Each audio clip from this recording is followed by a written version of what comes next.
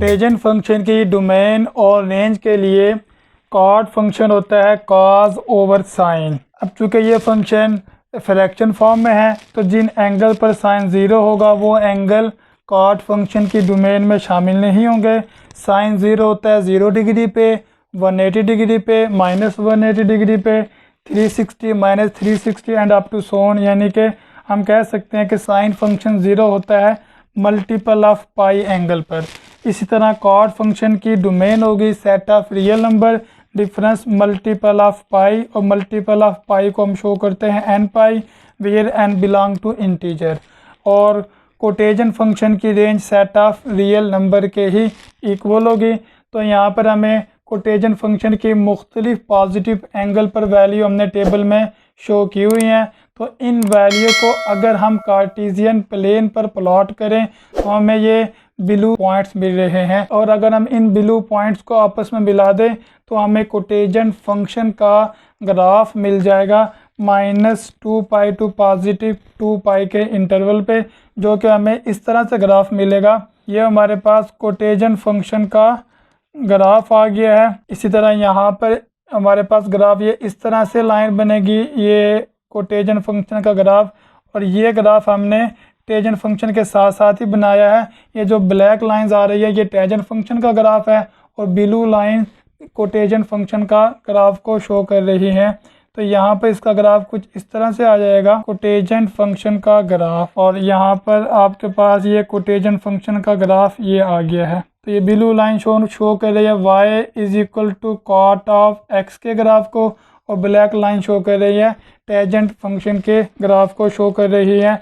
इसी तरह कोटेजन फंक्शन के इन्वर्स के लिए इसकी डोमेन को हमें रिस्ट्रिक्ट करना पड़ेगा, जिसमें इसका इन्वर्स फाइंड आउट किया जा सकता है। तो हमें कोटेजन फंक्शन की डोमेन को 0 टू पाई के इंटरवल पे रिस्ट्रिक्ट करना होगा। तो इस इंटरवल पे ये फंक्शन कहलाएगा रिस्ट्रिक्टेड कोटेजन फंक्शन, और रिस्ट्रिक्टेड कोटेजन फंक्शन 1 हो जाएगा। तो इसका इन्वर्स यहाँ पर पॉसिबल है। तो रिस्ट्रिक्टेड कोटेजन फंक्शन क्या होगा, y = cot x when x lies between 0 to pi, और इसकी जो रेंज होगी वो -∞ टू +∞ होगी। इसी तरह हम डिफ़ाइन कर सकते हैं इन्वर्स कोटेजन फंक्शन या principal cotangent function. Principal cotangent function is the inverse of restricted cotangent function y = cot inverse of x if and only if x = cot of y is the restricted cotangent function. अब restricted cotangent function पे यहाँ पे y इसकी domain को represent कर रहा है, और रिस्ट्रिक्टेड कोटेजन फंक्शन की डोमेन 0 टू पाई के बिटवीन होती है। इस तरह y होगा 0 टू पाई, और जो x यहाँ पे रिस्ट्रिक्टेड फंक्शन की रेंज को रिप्रेजेंट कर रहा है, और रिस्ट्रिक्टेड कोटेजन फंक्शन की रेंज पूरी रियल लाइन होती है, means x lies between -∞ to +∞। इस तरह रिस्ट्रिक्टेड फंक्शन की रेंज इन्वर्स कोटेजन फंक्शन की डोमेन के बराबर आ गई है, और रिस्ट्रिक्टेड कोटेजन फंक्शन की डोमेन इन्वर्स कोटेजन फंक्शन की रेंज के इक्वल है। तो अगर हम यहाँ पे इन्वर्स कोटेजन फंक्शन का ग्राफ ड्रा करें तो ये हमारे पास -∞ टू +∞ ये डोमेन आ गई है, और रेंज 0 से पाई के इन्वर्स कोटेजन फंक्शन की रेंज आ गई है। तो इन्वर्स कोटेजन फंक्शन का ग्राफ हमें कुछ इस तरह से मिलेगा, ये आ जाएगा इन्वर्स कोटेजन फंक्शन का ग्राफ। और ये ग्राफ भी अगर हम रिस्ट्रिक्टेड कोटेजन फंक्शन के ग्राफ को y = x लाइन से रिफ्लेक्ट करें तो तब भी हम इन्वर्स कोटेजन फंक्शन का ग्राफ हासिल कर सकते हैं। फिफ्थ फंक्शन है सीकेंट फंक्शन। तो सीकेंट फंक्शन की डोमेन, रेंज और ग्राफ के लिए हमने सीकेंट फंक्शन की 0 से लेकर 360 डिग्री तक मुख्तलिफ एंगल पर वैल्यू मालूम की है, और ये वैल्यू कॉस फंक्शन की इन एंगल पर वैल्यू का रेसिप्रोकल है। तो इस तरह में सीकेंट फंक्शन की ये मुख्तलिफ एंगल पर वैल्यू मिल गई है। तो सीकेंट फंक्शन की डोमेन के लिए चूँकि सीकेंट फंक्शन होता है 1/cos x, तो cos x चूँकि डिनोमिनेटर में है, जिन एंगल पर cos 0 होगा वो एंगल सीकेंट फंक्शन की डोमेन में शामिल नहीं होंगे। हमें मालूम है कि cos x 0 होता है ऑड मल्टीपल ऑफ π/2 पे। तो इस तरह सीकेंट फंक्शन की डोमेन होगी set of real number difference odd multiple of pi by 2, यानी कि रियल नंबर में से odd multiple of pi by 2 को तफरीक करेंगे तो ऐसे रियल नंबर सीकेंट फंक्शन की डोमेन होंगे। और रेंज के लिए चूँकि सीकेंट फंक्शन कॉज एक्स का रेसिप्रोकल होता है और कॉज की रेंज है -1 टू +1 के बिटवीन रियल नंबर, तो इस तरह 1 cos x क्या आ जाएगा, y less or equal to -1, means के सीकेंट फंक्शन की जो रेंज होगी वो -1 और -1 से छोटे रियल नंबर होगी, या 1 या 1 से बड़े रियल नंबर सीकेंट फंक्शन की रेंज में होंगे। जैसे कि यहाँ पे हमें टेबल से भी नज़र आ रहा है कि सीकेंट फंक्शन की वैल्यू -1 या -1 से छोटे रियल नंबर है, 1 या 1 से बड़े रियल नंबर है। तो सीकेंट फंक्शन के ग्राफ के लिए हमने डिफरेंट एंगल पर सीकेंट फंक्शन की जो वैल्यू थी उन्हें कार्टेशियन प्लेन पे प्लॉट किया। तो ये हमारे पास जो ब्लैक डॉट्स नज़र आ रहे हैं ये सीकेंट फंक्शन की मुख्तलिफ एंगल पर वैल्यू है। जैसे कि सीकेंट की 0 पे वैल्यू 1 है तो ये पॉइंट आ गया, और सीकेंट की वैल्यू 30 डिग्री पे 2/√3 है जो कि 1.155 के इक्वल होता है, वो ये पॉइंट मिल गया है। और सीकेंट की वैल्यू 60 डिग्री पे 2 के इक्वल आ गई है। इसी तरह सीकेंट की वैल्यू नेगेटिव एंगल पर भी इन्हीं के इक्वल होगी, चूँकि सीकेंट -x सीकेंट x के इक्वल होता है। तो ये पॉइंट्स हमें मिल गए हैं। इन पॉइंट्स को, तमाम पॉइंट्स को अगर हम स्मूथ कर्व की फॉर्म में मिला दें तो हमें सीकेंट फंक्शन का ग्राफ मिल जाएगा।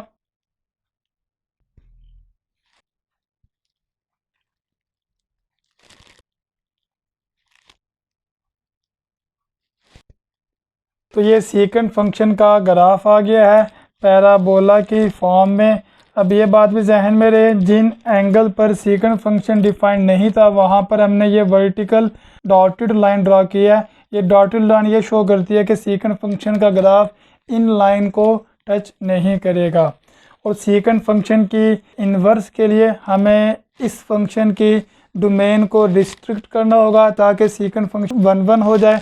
तो इसके लिए हमें सीकेंट फंक्शन की डोमेन को डिस्ट्रिक्ट करेंगे 0 टू पाई के इंटरवल पे, कि x 0 टू पाई के बिटवीन होना चाहिए, लेकिन x π/2 ना हो, चूँकि π/2 वो एंगल आ गया है जिस एंगल पर सीकेंट फंक्शन अनडिफाइंड है।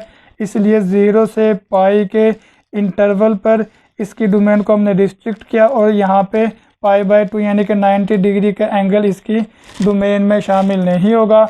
और जो रिस्ट्रिक्टेड सीकेंट फंक्शन की रेंज होगी वो वही होगी जो कि सीकेंट फंक्शन की रेंज है y less or equal to -1 और y greater or equal to 1। तो अगर हम रिस्ट्रिक्टेड सीकेंट फंक्शन का ग्राफ देखें तो वो हमारे पास ये इसका ग्राफ आ जाएगा 0 से लेकर 90 से पहले तक, और यहाँ पे 90 से लेकर 90 से ये 180 तक रिस्ट्रिक्टेड सीकेंट फंक्शन का ग्राफ ये कर्व बन रही है। एक ये कर्व बन रही है और दूसरी ये कर्व बन रही है।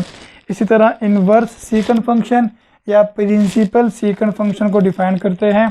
इन्वर्स सीकेंट फंक्शन या प्रिंसिपल सीकेंट फंक्शन क्या होता है, is the inverse of the restricted secant function.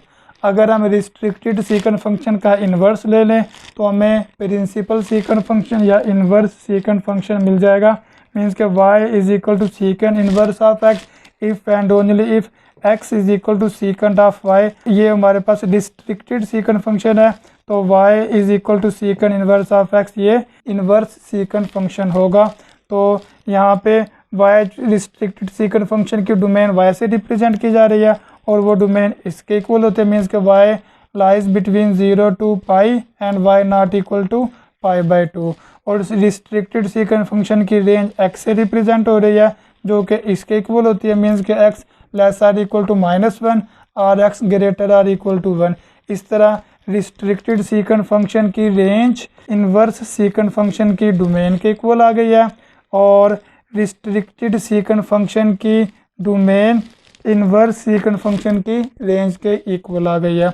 और अगर हम इन्वर्स सीकेंट फंक्शन का ग्राफ देखें, x की वैल्यू अगर -1 लें, y का आंसर मिलेगा हमें सीकेंट इन्वर्स ऑफ -1, तो y की वैल्यू हमें मिलेगी पाई के इक्वल। तो हमें यहाँ पर ये पॉइंट मिल जाएगा पाई पे। यहाँ पर इस इंटरवल में इसका ग्राफ हमारे पास ये इस तरह की कर्व बन जाएगी, और ये कर्व π/2 को टच नहीं करेगी। और अगर हम x इज़ इक्वल टू 1 यहाँ पर पुट करें तो y इज़ इक्वल टू 0 मिलेगा। y इज़ इक्वल टू 0, तो y इज़ इक्वल टू 0 हमारे पास ये वाला पॉइंट आ गया है, y इज़ इक्वल टू 0। और यहाँ पे इस कर्व का ग्राफ इस तरह से जाएगा और ये वाली कर्व भी y इज़ इक्वल टू π/2 को कभी भी टच नहीं करेगी। y is equal to secant inverse of x। इस तरह ये दो कर्व्स इनवर्स सीकन फंक्शन के ग्राफ को रिप्रेजेंट करती हैं। लास्ट ट्रिग्नोमेट्रिक फंक्शन है कोसीकन फंक्शन।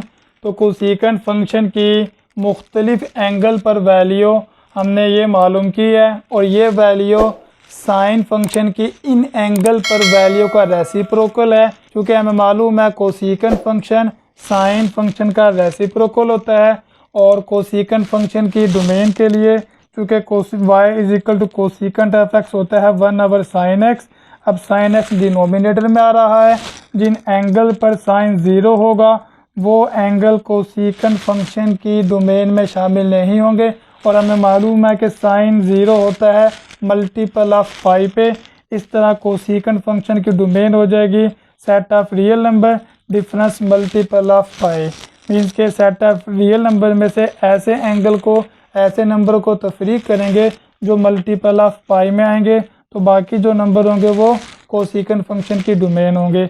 और कोसीकेंट फंक्शन की रेंज के लिए चूँकि कोसीकेंट 1/sin x के इक्वल होता है और sin x की जो रेंज है वो -1 से +1 तक तमाम रियल नंबर है। इस तरह इसका अगर हम रेसिप्रोकल लेंगे तो कोसीकेंट आ जाएगा। तो कोसीकेंट की रेंज होगी -1 और -1 से छोटे रियल नंबर या 1 और 1 से बड़े तमाम रियल नंबर, ये कोसीकेंट फंक्शन की रेंज हो जाएंगे। और कोसीकेंट फंक्शन के ग्राफ के लिए ये हम लोगों ने कोसीकेंट फंक्शन के इन मुख्तलिफ पॉजिटिव एंगल पर जो वैल्यू थी उन वैल्यू को ये कार्टेशियन प्लेन पर प्लॉट किया है। और यहाँ पर जिन एंगल पर कोसीकेंट फंक्शन अनडिफाइंड था उन एंगल पर ये वर्टिकल रेड डॉट्स ड्रॉ किए, ताकि ये रेड डॉट ये शो करते हैं कि कोसीकेंट फंक्शन का ग्राफ इन लाइन को टच नहीं करेगा। इस तरह कोसीकेंट फंक्शन की वैल्यू π/6 पे क्या आ रही है 2। ये π/6 का एंगल है, यहाँ पर वैल्यू ये 2 आ गई है। और π/3 पे वैल्यू आ गई है 2/√3 जो कि 1.155 के इक्वल है, वो ये वाली वैल्यू आ गई है। और 90 पे वैल्यू कोसीकेंट फंक्शन की आ गई है 1 के इक्वल। इसी तरह 120 पे कोसीकेंट फंक्शन की वैल्यू 1.155 के इक्वल आ गई है। और 150 के एंगल पर कोसीकेंट फंक्शन की वैल्यू आ गई है 2 के इक्वल। इसी तरह ये वाले डॉट्स भी ये कोसीकेंट फंक्शन की मुख्तलिफ एंगल पर वैल्यू को रिप्रेजेंट करते हैं। अगर हम इन डॉट्स को स्मूथली कर्व से मिला दें तो हमें कोसीकेंट फंक्शन का ग्राफ मिल जाएगा।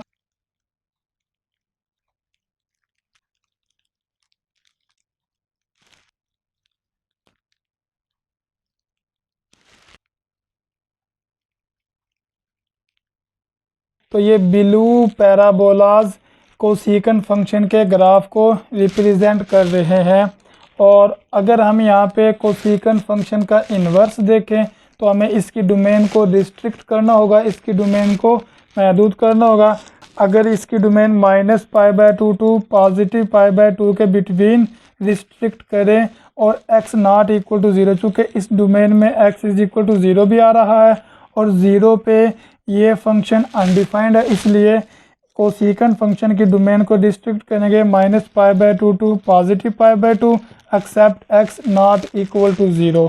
तो इस डोमेन में ये फंक्शन कहलाता है रिस्ट्रिक्टेड कोसीकेंट फंक्शन। और रेंज इसकी वही होगी जो कि कोसीकेंट फंक्शन की रेंज है। तो जब ये फंक्शन रिस्ट्रिक्ट हो जाएगा 1/1 हो जाएगा तो इसका इन्वर्स इस डोमेन में पॉसिबल है। और अगर हम यहाँ पे रिस्ट्रिक्टेड कोसीकेंट फंक्शन का ग्राफ देखें तो ग्राफ इसका -π/2 से 0 तक ये आ गया है और यहाँ पे 0 से बड़े नंबर पे और +π/2 तक ये इसका ग्राफ आ गया। मीन्स कि ये दो कर्वें रिस्ट्रिक्टेड कोसीकेंट फंक्शन के ग्राफ को रिप्रेजेंट कर रही हैं। इन्वर्स कोसीकेंट फंक्शन या प्रिंसिपल कोसीकेंट फंक्शन क्या होता है? Inverse cosecant function is the inverse of the restricted cosecant function. अगर हम रिस्ट्रिक्टेड कोसिकेंट फंक्शन का इन्वर्स ले लें तो हमें इन्वर्स कोसिकेंट फंक्शन या प्रिंसिपल कोसिकेंट फंक्शन मिल जाएगा। मीन्स के y is equal to cosecant inverse of x if and only if x is equal to cosecant of y। अगर x is equal to cosecant of y restricted cosecant function है तो y is equal to cosecant inverse of x inverse cosecant function होगा। और चूंकि ये restricted cosecant function है तो y यहाँ पे रिस्ट्रिक्टेड कोसिकेंट फंक्शन की डोमेन को रिप्रेजेंट कर रहा है और रिस्ट्रिक्टेड कोसिकेंट फंक्शन की डोमेन -π/2 टू +π/2 के बिटवीन होगी एक्सेप्ट नॉट इक्वल टू 0। तो मीन्स के y -π/2 टू π/2 के बिटवीन होगा और y नॉट इक्वल टू 0। और यहाँ पे x रिस्ट्रिक्टेड कोसिकेंट फंक्शन की रेंज को रिप्रेजेंट कर रहा है जो कि -1 और -1 से छोटे रियल नंबर 1 या 1 से बड़े रियल नंबर होंगे। तो ये हमारे पास रिस्ट्रिक्टेड कोसिकेंट फंक्शन की रेंज आ गई है। इस तरह रिस्ट्रिक्टेड कोसिकेंट फंक्शन की रेंज इन्वर्स कोसिकेंट फंक्शन की डोमेन के बराबर हो गई है और रिस्ट्रिक्टेड कोसिकेंट फंक्शन की डोमेन इन्वर्स कोसिकेंट फंक्शन की रेंज के इक्वल आ गई है। और अगर हम इस इन्वर्स कोसिकेंट फंक्शन का ग्राफ ड्रा करें कार्टेशियन प्लेन पे इन्वर्स कोसिकेंट फंक्शन की डोमेन को ड्रा किया और इन्वर्स कोसिकेंट फंक्शन की रेंज को ड्रा किया -π/2 टू +π/2 के बिटवीन, और इसमें ये y इज इक्वल टू 0 शामिल नहीं है। अगर हम यहाँ पे x की वैल्यू -1 पुट करें तो y की वैल्यू हमें मिलेगी -π/2 जो कि ये वाला पॉइंट है।